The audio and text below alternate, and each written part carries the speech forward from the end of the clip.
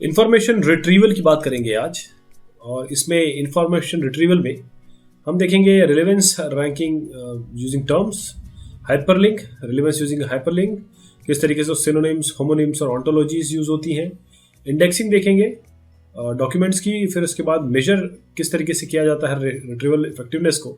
फिर web search engine के बारे में जानेंगे और इंफॉर्मेशन रिट्रीवल और स्ट्रक्चर्ड डेटा, फिर डायरेक्टरीज देखेंगे। तो शुरुआत करते हैं।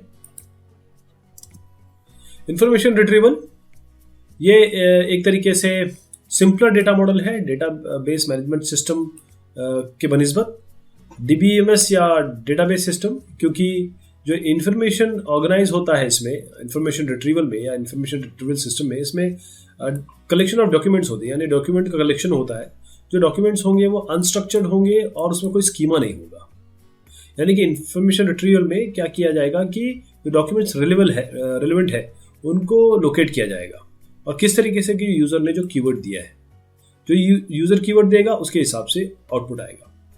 और जिस तरीके से हम डॉक्यूमेंट फाइंड करते हैं वर्ड से, जैसे डेटाबेस सिस्टम ही हम फाइंड करना चाहते हैं, ये एग्जांपल हो सकता है। लेकिन हम डेटाबेस सिस्टम में ऐसा नहीं करते हैं। और टेक्सचुअल डिस्क्रिप्शंस भी दे सकते हैं, नॉन टेक्सचुअल डेटा भी दे सकते हैं, क्योंकि हम जो रिट्रीव करेंगे वो डॉक्यूमेंट भी हो सकते हैं, इमेजेस भी हो सकती हैं। तो जो वेब सर्च इंजन्स हैं जो आप गूगल, याहू, आस्क, बिंग ये सब यूज़ करते हैं, वो सारे के सारे आपके आईआर सिस्टम्स ही हैं।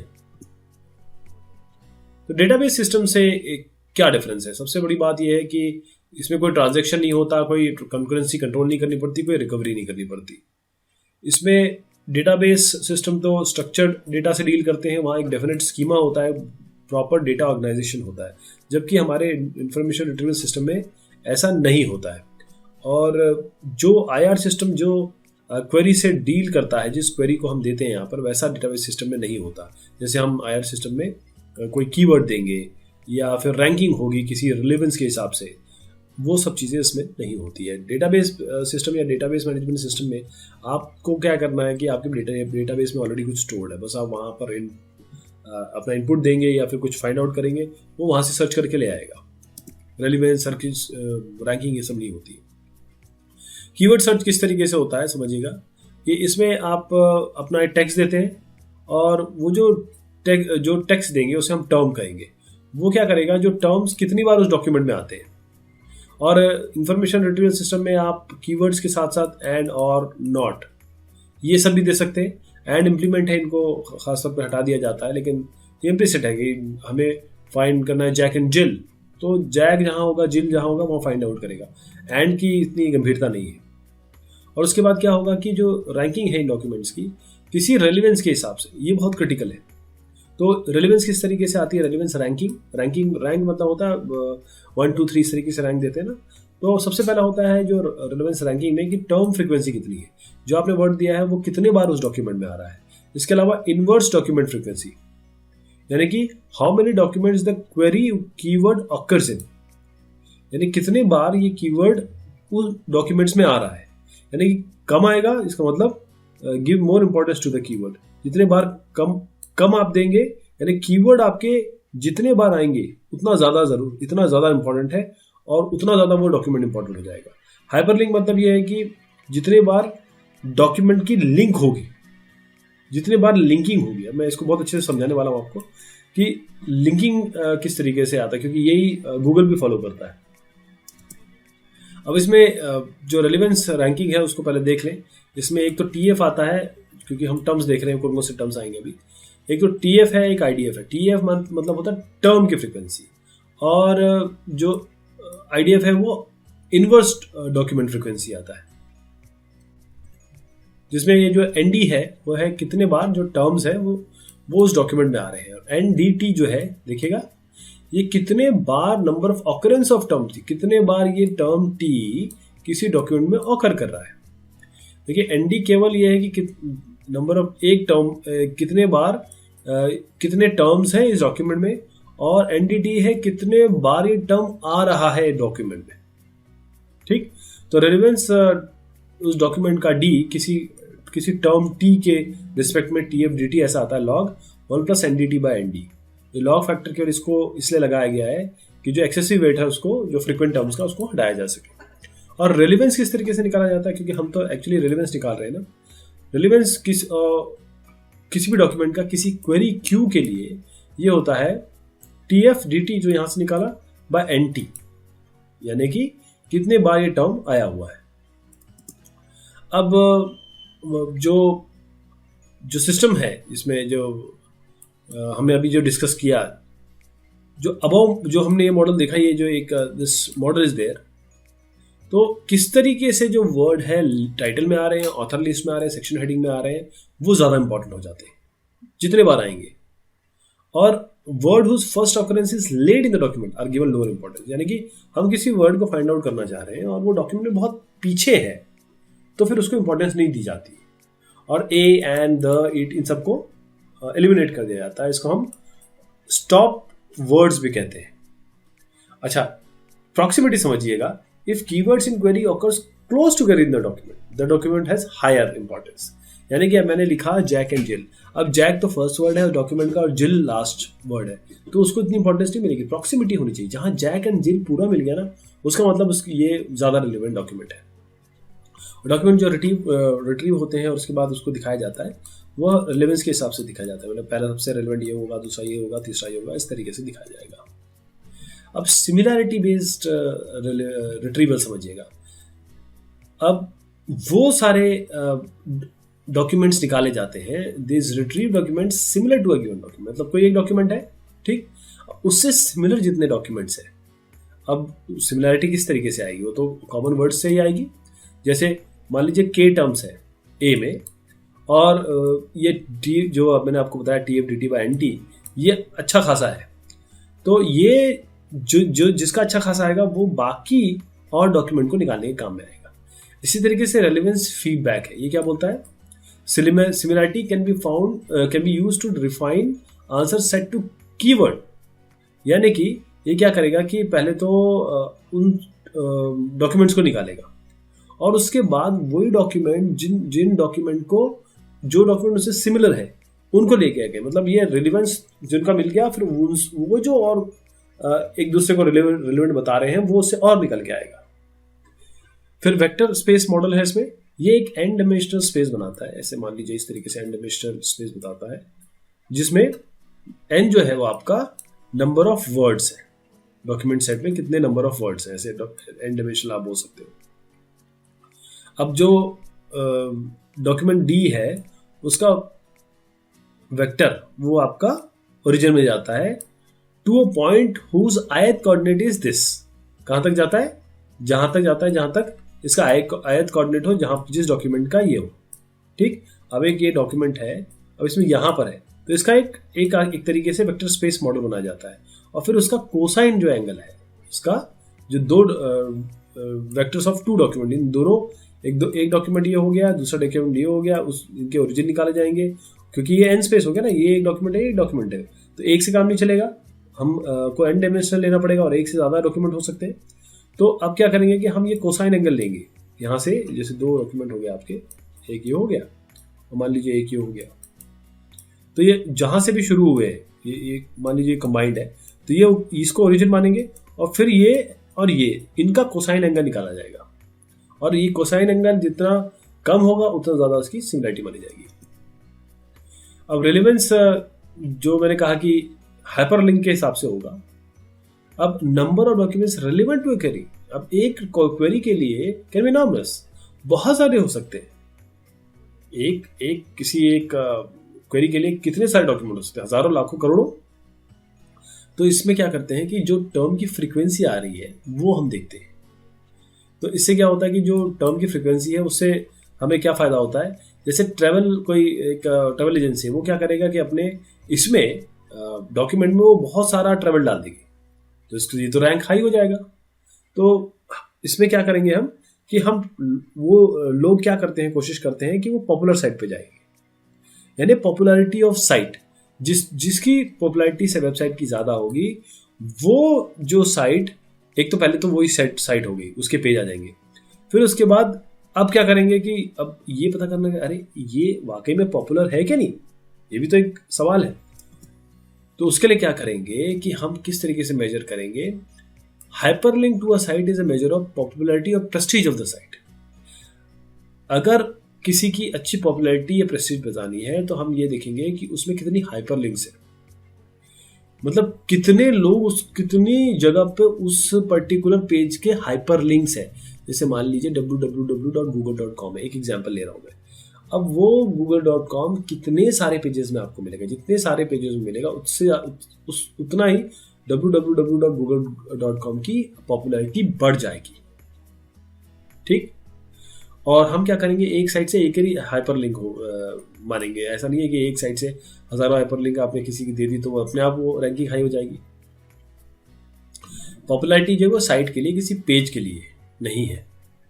तो जो आपके मोस्टली जो रूट ऑफ साइट है, या जो आपका बेसिक पेज होता है, उसमें जो हाइपरलिंक होगी उसको ज़्यादा वैल्यू दी जाती है।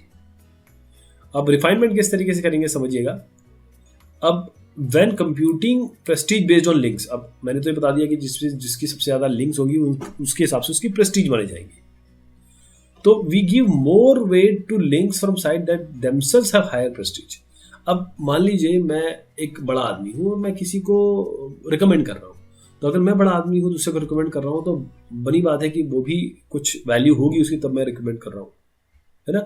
ये डेफिनेशन जो इसको सर्कुलर कहते हैं, यानी कि अब ये मैं बड़ा हूँ, मैंने इसको वो कर दिया, बोला कि देखिए ये अच्छा है, मैंने इसको बोल दिया, इस तरीके से बोल दिया, इसने इसको बोल दिया, इसने इसको बोल दिया, इस तरीके से एक सर्कुलर वे बन जाएगा। और फिर उसकी एक साइमल्टेनियस लीनियर इक्वेशन बनाई जाती है, और इस लीनियर इक्वेशन को सॉल्व करके रिजल्ट दिया जाता है। और ये जो मैं आपको तरीका बता रहा हूँ, ये ही गूगल का पेज रैंकिंग मैकेनिज्म सिस्टम है। अब ये समझ लीजिए आप कि गूगल इसी को फॉलो करता है। अब connection to social networking theories that rank prestige of people, जैसे फॉर एग्जांपल मैं एग्जांपल देता हूँ कि यूएसए के प्रेसिडेंट है, उनकी तो हाई प्रेस्टीज होगी। हाई प्रेस्टीज इसलिए क्योंकि मल्टीपल लोग जानते हैं। तो इसमें क्या होता है कि एक और हब और अथॉरिटी बेस्ड रैंकिंग होती है। हब क्या होता है कि hub is a page that store link to many pages. एक हब केवल वो पेज होता है जो किसी टॉपिक पे बहुत सारे उस पर लिंक्स होते हैं। और अथॉरिटी क्या होता है, authority is a page that contain actual information on a topic. Hub मतलब उसमें लिंक होगी, अथॉरिटी मतलब ये होगा कि उसमें एक्चुअल इंफॉर्मेशन होगी। तो each page gets a hub prestige based on prestige of authority that it points to. हर पेज हब प्रेस्टीज इस जो लिंक है, और हर पेज अथॉरिटी प्रेस्टीज जितना उसमें कंटेंट है उसके हिसाब से हर पेज को प्रेस्टीज मिलेगी। फिर अगेन एक प्रेस्टीज डेफिनेशन जैसे मैंने बताया, इसने इसको दिया, इसने इसको दिया, तो ये साइक्लिक बनेगा। और अगेन फिर ये इसमें लीनियर इक्वेशंस बनती हैं, उसको सॉल्व किया जाता है। और इसमें प्रेस्टीज जरूर डाली जाती है, मतलब उसके जो लीनियर इक्वेशंस में जो वेरिएबल्स आएंगे और उसके बाद जो उसकी कोएफिशिएंट्स आएंगे वो सारी चीज़ इसमें आएंगी। सिनोनिम्स और होमोनिम्स के बारे में समझते हैं। सिनोनिम्स, होमोनिम्स और आपके ऑन्टोलॉजीज।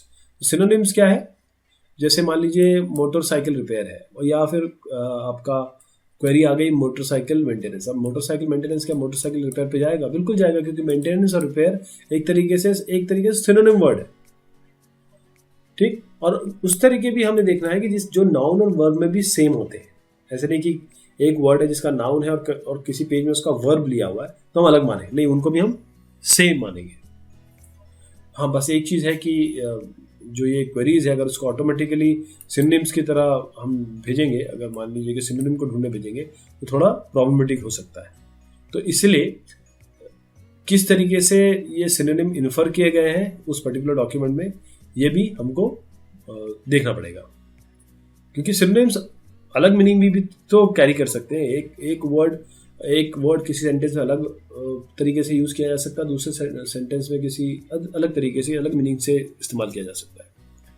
तो इसकी अप्रोच क्या है कि हम क्या करेंगे कि for each word, her word के लिए हम इसका कंसेप्ट निकालेंगे। हम व्हाट इज द कंसेप्ट, जो उस कॉन्टेक्स्ट के लिए उसका क्या कंसेप्ट है।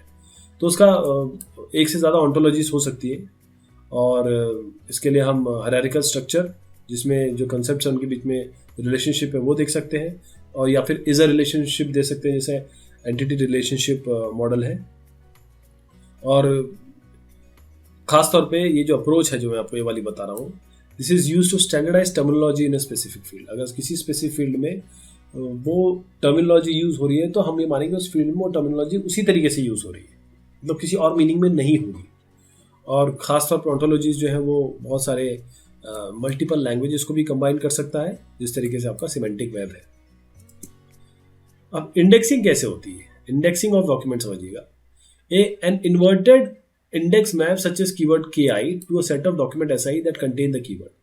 हम क्या करते हैं, कोई कीवर्ड है और वो किसी डॉक्यूमेंट si में है, और ये जो डॉक्यूमेंट है ये इन आइडेंटिफायर से आइडेंटिफाई होता है।